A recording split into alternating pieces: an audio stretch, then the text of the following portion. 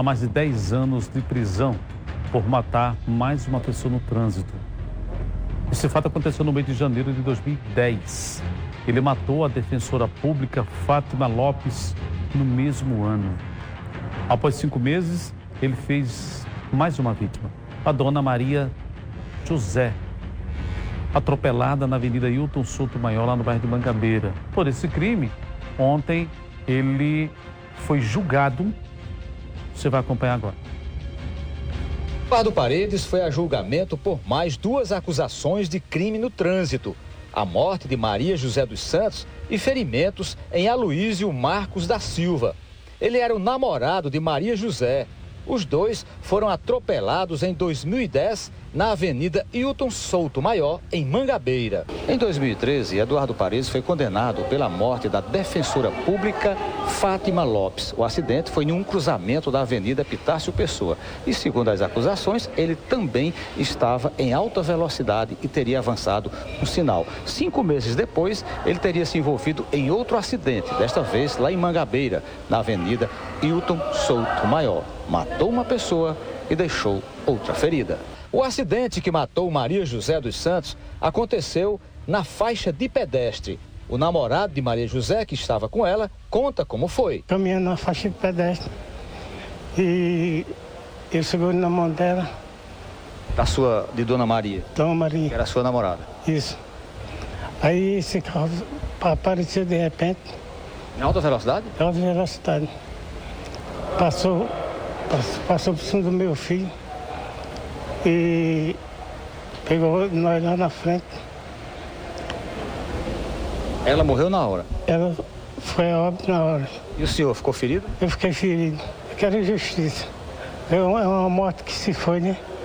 Uma morte que se foi, não volta mais. O advogado de defesa de Eduardo Paredes é Abraão Beltrão.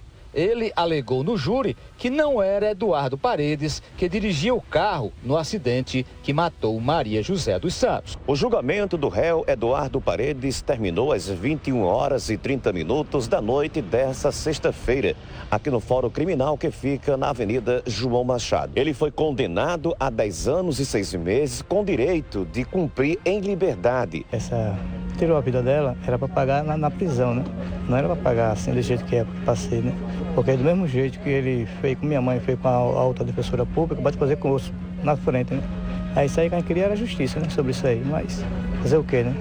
Esperar por que eles disseram aí, né? Esperar pela justiça novamente? Novamente de novo, porque a justiça é só de Deus. Ele foi condenado a 10 anos e 6 meses. E como ele respondeu o processo em liberdade, a juíza concedeu o benefício dele recorrer em liberdade. Recorrer em liberdade. Se o advogado não recorrer dessa sentença, após o trânsito julgado, ele é obrigado a se recolher. Se, porventura, o advogado recorrer, então vai tramitar o processo, o recurso vai tramitar até que transite em julgado.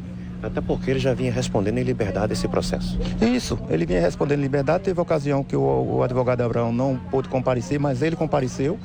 A juíza mensurou tudo isso na sentença e concedeu ao réu o benefício de recorrer em liberdade. O que importa é que a justiça foi feita, que as vítimas tiveram as suas justiças reconhecidas pelo Conselho de Sentença e, mais uma vez, a sociedade venceu.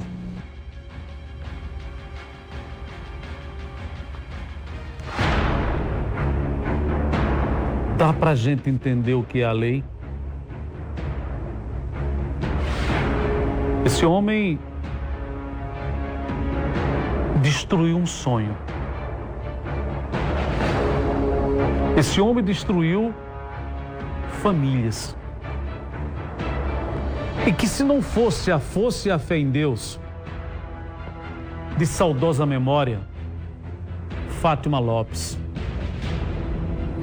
Fátima saiu de casa para ir assistir uma missa, a louvar a Deus, e teve a sua vida tirada por este homem aí. Fátima saiu de casa nas primeiras horas da manhã, ao lado do esposo, com a perspectiva de ir para uma igreja, sentar e orar a Deus, Aí esse cidadão vem e acaba com o sonho de famílias. E o que é mais doloroso hoje é saber que ela não pode mais estar conosco. Mas ele está solto, vivendo a sua vida normal, comemorando seu Natal, o Ano Novo, São João, as festas que forem necessárias, nada contra. Mas e a família de Fátima? E os amigos de Fátima? Os netos de Fátima? O esposo de Fátima? As pessoas que por ela tinham e têm sempre, vão ter sempre um carinho e uma lembrança saudável. É por isso, Fátima, eu conversei contigo antes de morrer, foi a última vez que eu falei com ela, no elevador do antigo Paraibã, ali na Epitácio Pessoa. E teria inclusive convidado ela para uma entrevista no programa que eu apresentava na Rádio Arapuã. Ela tinha um respeito muito grande pelo nosso trabalho. E eu pelo trabalho dela. Sempre educada, fina. Fátima, ao lado de Deus, diz para ele que a gente continua aqui a sofrer. Principalmente com esse tipo de injustiça, Fátima. Porque você está sepultada, fisicamente, mas em nossos corações, dos seus filhos, dos netos, dos amigos, você vai estar sempre viva. E agora acontece o quê? Condenado, mas vai responder em liberdade. Aí eu pergunto, que lei nós estamos vivenciando? Onde é que nós iremos chegar? Se eu com a arma na mão, que é um volante, posso tirar a vida de pessoas e responder em liberdade. É lamentável. Enquanto eu existir e que estiver no jornalismo, eu vou sempre estar clamando por justiça pela sua morte. E de outras pessoas, de Kelton, de outras pessoas que foram mortas de forma injusta. Acontecem acidentes involuntários. Pode acontecer um acidente de alguém chegar e tirar a vida de alguém, mas desde que não seja de forma bruta, com embriaguez, com irresponsabilidade, usando arma. Infelizmente, você é uma prova viva, Fátima,